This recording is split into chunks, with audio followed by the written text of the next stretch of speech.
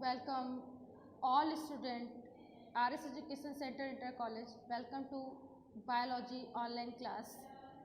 Next question is explain the development of female gametophyte in angiosperm plant. This question is dedicated or this class is dedicated for 12th class student and the form is explain the development of female gametophyte in angiospermic plant. So basically हम लोगों ने previous class में explain the male gametophyte in angiospermic plant पढ़ा था। आज हम लोग पढ़ेंगे फीमेल गैमेटोफाइट के बारे में। Let's see. सो यहाँ पे हेडिंग डाल देना फीमेल गैमेटोफाइट वाला। Flowering plants are the heterosporous. Flowering plants कैसे होते हैं? Heterosporous. It means it has a various type of a spores, hence two types of spores are form in these plant. कितने two types के इसमें forms होते हैं? Like a microspore which are a male gametophyte forming a cells and megaspore which are a female gametophyte forming a cells. So बेटा basically जो mega spores होते हैं वो क्या करेंगे? Which are the cells which are female gametophyte. Megaspore cells क्या होती है? फीमेल गैमेटोफाइट होंगी। माइक्रोस्पोर सेल्स क्या होती है? मेल गैमेटोफाइट होती है। ओके, ये बात आप लोग याद रखेंगे। The process of formation of megaspore which include the meiotic division is called the megasporogenesis. मतलब मेगा स्पोर्स का फॉर्मेशन मियोटिक सेल डिवीजन के थ्रू होता है, इसे हम लोग मेगा स्पोरोजेनेसिस कहते हैं। That is known as megasporogenesis and these are the follows. अब ये कौन कौन से होते हैं? Then let's see. Formation of female gametophyte in angiospermic plant. Let's सी।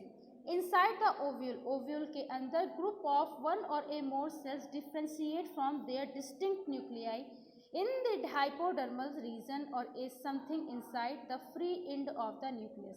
मतलब ओव्यूल के जस्ट इनसाइड में ग्रुप ऑफ बहुत सारी ग्रुप का जो क्लियर न्यूक्लियस सेल्स होता है उसे हाइपोडर्मल रीजन कहते हैं और कुछ इनसाइड में फ्री एंड होते हैं उसे न्यूक्लियस कहते हैं।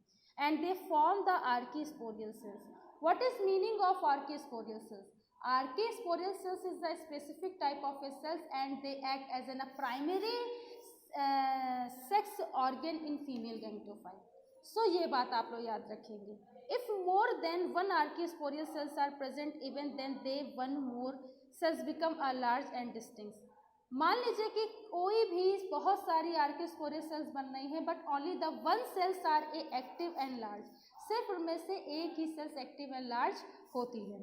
It divides perineally, which is a mitotic division. Due to this division, cells divides into a two.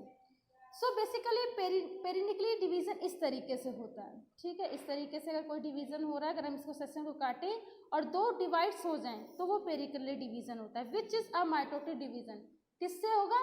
Mitotic cell division के थ्रू होगा। ड्यू टू दिस डिवीजन, इस डिवीजन के दौरान cells divide into a two. Cells क्या होगा? दो में divide होगा। Outer cell is called the primary parietal cells. Outer cells क्या होती हैं? प्राइमरी पेरिटल सेल्स होती हैं। It forms are two cells by dividing a periclinally. ये फिर से सेल्स से डिवाइड होंगी and forms a group of parietal cells और पेरिटल सेल्स के कई ग्रुप को फॉर्म करेंगी। सो सबसे पहले प्राइमरी पेरिटल सेल्स का फॉर्मेशन हुआ। ये प्राइमरी पेरिटल सेल्स डिवाइड करेंगी मियोसिस सेल डिवीजन के थ्रू और ये पेरिटल सेल्स में डेवलप होती है।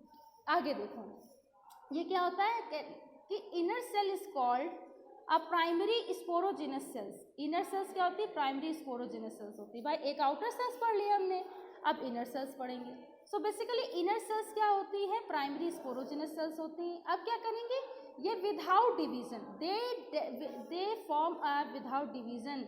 It's developed directly as a megaspore cells. Megaspore cells में डिवाइड होंगे without any type of a division. किसी भी तरह का डिवीजन इसमें नहीं होता है। They develop from primary sporogenous cell to megaspores mother sales.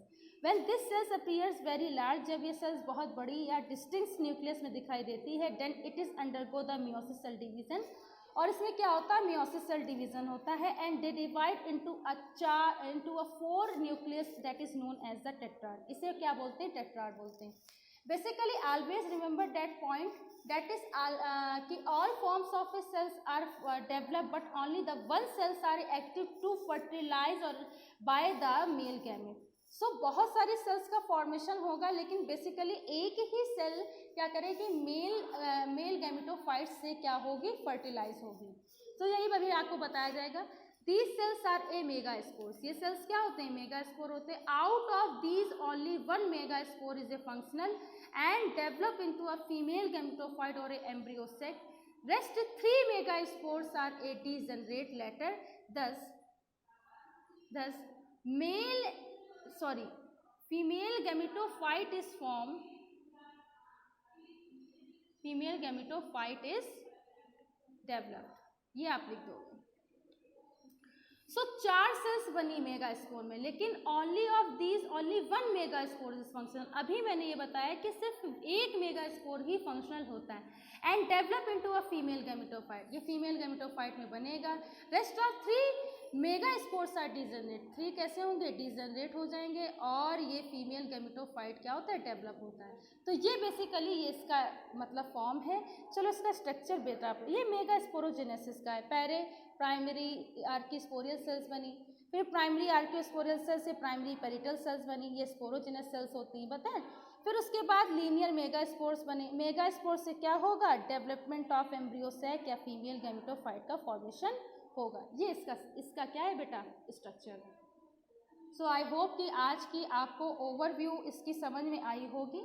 अगर आज की ओवरव्यू आपको समझ में आई हो तो इसे बताइए, ठीक है, पढ़िए इसे और अच्छे से समझिए।